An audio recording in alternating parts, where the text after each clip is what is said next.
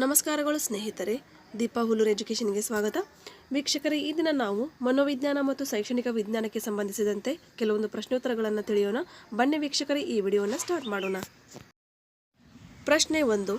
ಮನೋವಿಜ್ಞಾನದ psyche ಮತ್ತು ಲಾಗಸ್ psychology ಎಂಬ ಪದ ಯಾವ ಭಾಷೆಯಿಂದ ಬಂದಿದೆ? ಆಪ್ಷನ್ಗಳು: option A English, option B Latin, C Turkey ಭಾಷೆ, ಆಪ್ಷನ್ ಡಿ ಗ್ರೀಕ್ ಭಾಷೆ.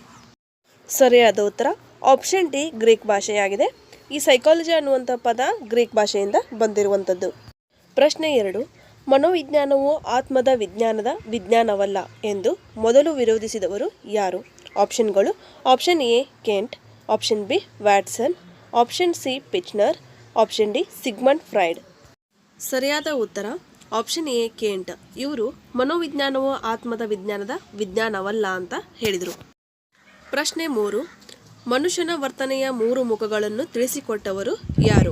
ಆಪ್ಷನ್ಗಳು: option A Fechner, option B Sigmund Freud, option C Watson, option D Maslow. ಸರಿಯಾದ ಉತ್ತರ ಆಪ್ಷನ್ ಬಿ ಸಿಗ್ಮಂಡ್ ಫ್ರಾಯ್ಡ್. ಮನುಷ್ಯನ ವರ್ತನೆಯ 3 ಮುಖಗಳನ್ನು ಸಿಗ್ಮಂಡ್ ಫ್ರಾಯ್ಡ್ ಅವರು ತಿಳಿಸಿಕೊಟ್ರು. ಪ್ರಶ್ನೆ 4. 17ನೇ ಶತಮಾನದಲ್ಲಿ ಮನಸ್ಸು ಮತ್ತು ದೇಹಗಳ ನಡುವಿನ ವ್ಯತ್ಯಾಸಗಳನ್ನು ವಿವರಿಸಿದವರು ಯಾರು? ಆಪ್ಷನ್ಗಳು: option A Thorndike, option B William James, option C Rene Descartes, option D ಈ ಮೇಲಿನ ಎಲ್ಲರೂ. ಸರಿಯಾದ ಉತ್ತರ ಆಪ್ಷನ್ ಸಿ ರೆನೆ ಡೆಕಾರ್ಟ್. ಇವರು 17ನೇ ಶತಮಾನದಲ್ಲಿ ಮನಸ್ಸು ಮತ್ತು ದೇಹಗಳ ನಡುವಿನ ವ್ಯತ್ಯಾಸವನ್ನು ವಿವರಿಸಿದರು. ಪ್ರಶ್ನೆ 5. ಇದು ವ್ಯಕ್ತಿಯಲ್ಲಿನ ಭಾವನಾತ್ಮಕ ಚಟುವಟಿಕೆ ಅಲ್ಲ. ಆಪ್ಷನ್ಗಳು: ಕೋಪ, ಆಪ್ಷನ್ ಬಿ ದುಃಖ, ಸಿ ಹರ್ಷ, ಆಪ್ಷನ್ ಡಿ ನೃತ್ಯ. ಸರಿಯಾದ ಉತ್ತರ ಆಪ್ಷನ್ ಡಿ ನೃತ್ಯ. ಪ್ರಶ್ನೆ 6. ವ್ಯಕ್ತಿಯ ಜ್ಞಾನಾತ್ಮಕ ಚಟುವಟಿಕೆಗೆ ಉದಾಹರಣೆ ಯಾವುದು? ಆಪ್ಷನ್ಗಳು: ಆಪ್ಷನ್ ಎ ವಿವೇಚನೆ ಮತ್ತು ಆಲೋಚನೆ, ಬಿ ಹರ್ಷ ಮತ್ತು ಕೋಪ, ಸಿ ನಡಿಗೆ ಮತ್ತು ನೃತ್ಯ, ಆಪ್ಷನ್ ಡಿ ಮೇಲಿನ ಎಲ್ಲವೂ ಸರಿ. ಸರಿಯಾದ ಉತ್ತರ ಆಪ್ಷನ್ ಎ ವಿವೇಚನೆ ಮತ್ತು ಆಲೋಚನೆ. ಇದು ವ್ಯಕ್ತಿಯ ಜ್ಞಾನಾತ್ಮಕ ಚಟುವಟಿಕೆಗೆ ಒಂದು ಉದಾಹರಣೆಯಾಗಿದೆ. ಪ್ರಶ್ನೆ 7. ಈ ಕೆಳಗಿನವುಗಳಲ್ಲಿ ಮನೋವಿಜ್ಞಾನದ ಉದ್ದೇಶದ ಅತಿ ಹೆಚ್ಚು ವ್ಯಾಪಕವಾದ ಹೇಳಿಕೆ ಯಾವುದು? ಆಪ್ಷನ್ಗಳು: ಆಪ್ಷನ್ ಎ ಮನೋವಿಜ್ಞಾನವು ಪ್ರಜ್ಞೆಯನ್ನು ಅಧ್ಯಯಿಸುತ್ತದೆ, ಆಪ್ಷನ್ ಬಿ ಮನೋವಿಜ್ಞಾನದ ಗುರಿ ವರ್ತನೆಯನ್ನು ವಿಶ್ಲೇಷಿಸಿ ಪೂರ್ವಾನುಮಾನ ಮಾಡಿ ಅದನ್ನು ನಿಯಂತ್ರಿಸುವುದು, ಆಪ್ಷನ್ ಸಿ ಮನೋವಿಜ್ಞಾನ ಮೆದುಳಿನ ಕಾರ್ಯಗಳನ್ನು ಅಧ್ಯಯನ ಮಾಡುವುದರಲ್ಲಿ ಆಸಕ್ತಿ ಹೊಂದಿದೆ, ಆಪ್ಷನ್ ಡಿ ಮನೋವಿಜ್ಞಾನದ ಗುರಿ ವರ್ತನೆಯನ್ನು ಪೂರ್ವಾನುಮಾನ ಮಾಡುವುದಾಗಿದೆ. ಸರಿಯಾದ ಉತ್ತರ ಆಪ್ಷನ್ ಬಿ ಮನೋವಿಜ್ಞಾನದ ಗುರಿ ವರ್ತನೆಯನ್ನು ವಿಶ್ಲೇಷಿಸಿ ಪೂರ್ವಾನುಮಾನ ಮಾಡಿ ಅದನ್ನು ನಿಯಂತ್ರಿಸುವುದಾಗಿದೆ. ಪ್ರಶ್ನೆ 8. ವಿದ್ಯಾರ್ಥಿಯು ವಿಜ್ಞಾನಶಾಸ್ತ್ರಕ್ಕೆ ಸಂಬಂಧಿಸಿದ ಸೈನ್ಸ್ ರಿಪೋರ್ಟರ್ ಪತ್ರಿಕೆಯನ್ನು ಓದುವನು. ಅವನಲ್ಲಿ ವರ್ತನಾ ಮಾರ್ಪಾಡನ್ನು ಸೂಚಿಸುವ ಸೃಷ್ಟೀಕರಣ ಯಾವುದು? ಆಪ್ಷನ್ಗಳು: ಆಪ್ಷನ್ ಎ ವೈಖರಿ, ಬಿ ಪ್ರಶಂಸೆ, ಸಿ ನೈಪುಣ್ಯ, ಆಪ್ಷನ್ ಡಿ ಅಭಿರುಚಿ. ಸರಿಯಾದ ಉತ್ತರ ಆಪ್ಷನ್ ಡಿ ಅಭಿರುಚಿಯಾಗಿದೆ.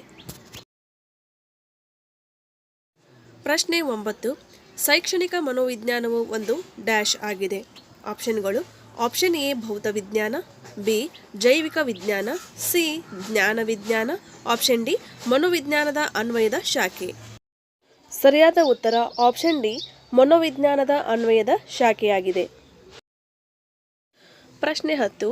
ಮನೋವಿಜ್ಞಾನದ ಅರ್ಥವು ಹರಿದು ಬಂದ ದಾರಿಯ ಸರಿಯಾದ ಕ್ರಮ ಯಾವುದು? ಇಲ್ಲಿ ಆತ್ಮ, ಪ್ರಜ್ಞೆ, ಮನಸ್ಸು, ವರ್ತನೆ ಇವುಗಳನ್ನು ಜಂಬಲ್ಡ್ ಆಗಿ ಕೊಡಲಾಗಿದೆ. ಇವುಗಳನ್ನು ಸರಿಯಾದ ಕಾಲಾನುಕ್ರಮದಲ್ಲಿ ಬರೆಯುವಂಥದ್ದಾಗಿದೆ. ಇಲ್ಲಿ ಕೆಳಗೆ ಆಪ್ಷನ್ಗಳನ್ನು ಕೊಡಲಾಗಿದೆ. ಕಮೆಂಟ್ನಲ್ಲಿ ಸರಿಯಾದ ಉತ್ತರವನ್ನು ಕಮೆಂಟ್ ಮಾಡಿ.